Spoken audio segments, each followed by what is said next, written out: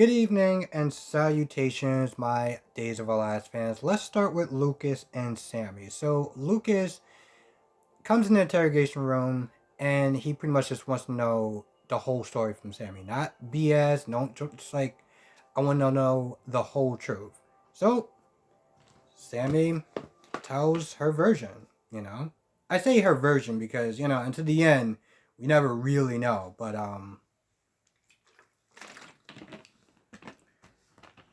pretty much Sammy says that she got to Charlie's apartment and she saw the gun on the ground and she realized that Charlie was already dead. Now, Sammy felt cheated out of her revenge, so she decides to pick up the gun and shoot a corpse. Now, with that being said, Lucas is like, well, why don't you just tell Rafe the real story? Like, why are you stonewalling for her? And Sammy's like, well, they may believe me and go after Allie, since Allie would be the primary suspect at this point if it's discovered that Sammy didn't do it. So she pretty much swears Lucas to keep his mouth shut. If it comes down to it, she'll go to jail for her. For Allie. So he does, and yeah.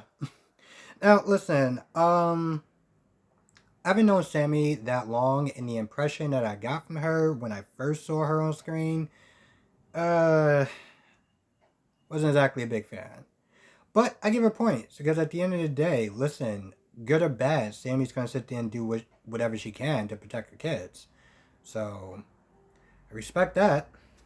Um, Now with that being said, you got Nicole and Allie. Well, pretty much Allie's not to worry about Sammy. So she tells Nicole every time that she wants to try to see Sammy, he always comes up with some sort of excuse of why, she can't spend time with her. So Nicole's like, all right, let's go down there because, he's not going to say no to me apparently. So they get down there, and at first they talk to Rafe, and Rafe informs Allie and Nicole about the good news about Ciara being alive and awake and doing well. But with that being said, Allie's like, yeah, that's cool, but I want to know what's going on in that room. I want to know how Sammy's doing. And of course, at this point, Rafe once again is like, well, Lucas is in there, and then her lawyer's going to be there, and so, like, I'll let you know when there's an opening, pretty much. Allie drops it for now and goes to the hospital to check up on Ciara, and Nicole, decides to have lattes with Rafe. Really, what it comes down to is Nicole's like, so why is it every time, like, Allie wants to see Allie wants to see Sammy, you find some sort of reason to make sure that that doesn't happen. Now, Rafe, in his convoluted plan that I'm not really too sure how this is all going to play out, Rafe is like, I'm keeping her away from Allie because if it comes up that she's guilty, I don't want Allie to have to sit there and, carry all that burden of, blaming herself for what Sammy did. Now I'm sitting there thinking that has some serious flaws in whatever plan that you're sitting there trying to do for Allie. Because if it comes up that, well, Sammy is convicted, she's going to blame herself anyway. So I don't understand how exactly he's sitting there trying to protect Allie by not having her spend time with Sammy. I would think that would be the exact opposite. The more time she has, but okay, Days writers. We'll play it your way and see how that works out. But yeah, that's why Rafe is keeping Allie and Sammy apart. Now on the other side of town, you got Bella and Marlena. And Marlena pretty much just wants to know why that Bella dropped her as a client. And Bella pretty much is like, she just lied to me one too many times and I don't want no parts of her. And on top of that, she's still upset about the whole releasing Jan Spears. And Marlena tries to, remind her that at the end of the day, she's still your sister. And, that gotta count for something. But Bella seems very firm on the matter. So she pretty much just kind of offers her a consolation prize by saying, I'll find somebody to represent her. It just won't be me.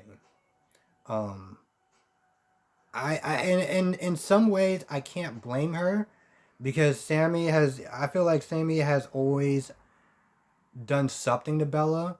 I mean, the latest one was probably the last straw, but I don't know. Part of me, as much as I'm not exactly a fan of Sammy, I'm just like, Bella, you know, I get that she's lying. And I think at some point Marlena was like, well, why is she lying for? Like, why, because she feels like she's, not guilty. She just feels like there's something off. She feels like she's way too smart. Like, why would she get caught like that? Um, so in some sort of ways, I am kind of snipped there being like, well, listen, I get you don't like her. That is your sister. And y'all do share families. So,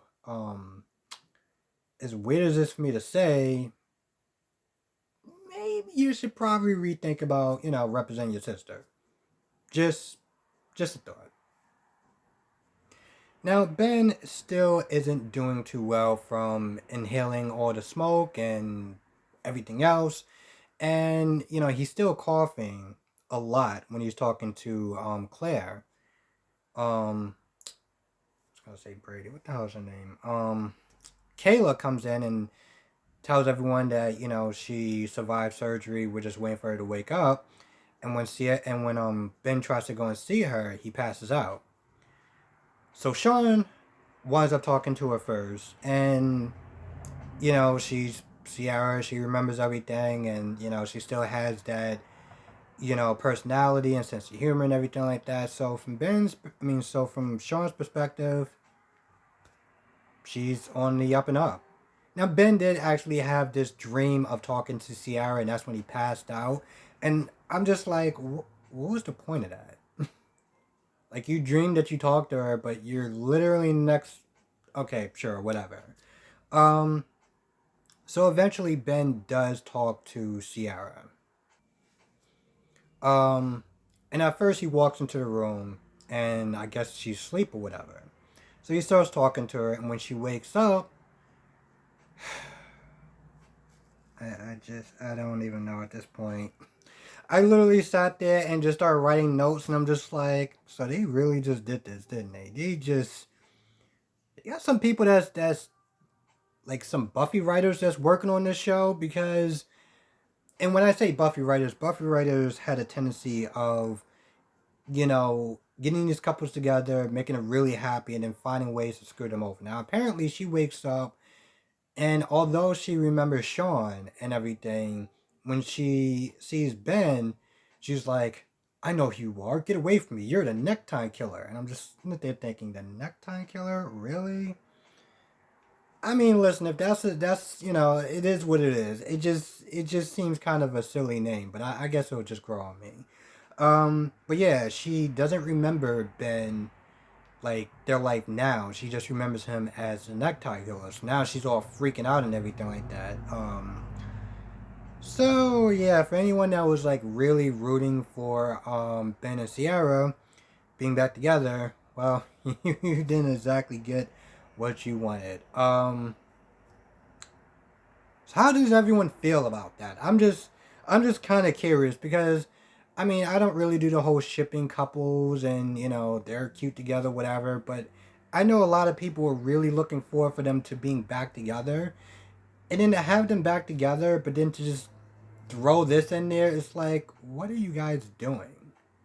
You can't just have them just solve another mystery or get in some sort of trouble or something to shake things up. Now you get them together, but now she doesn't remember him, and I just okay, whatever. And you know what? Side note, I did thank you, Jeffries. I did read that the woman that's playing Sarah is leaving. I think the 29th of this month. I think I'm not sure, but the 29th of something.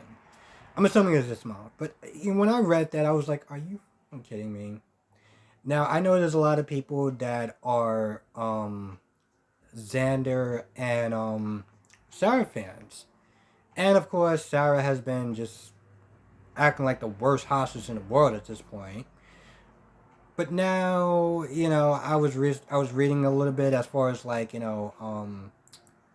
Kristen putting on some sort of face mask to pretend that she's Sarah to break Xander's heart and like leave or whatever, and I'm just like, what are they doing?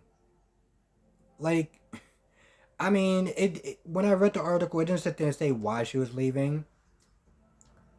Now, me being kind of a newbie in the show still, I'm just like, all right, maybe y'all guys could just recast, because it's not like they haven't done it before. I'm pretty sure I saw a couple of names that played Sarah.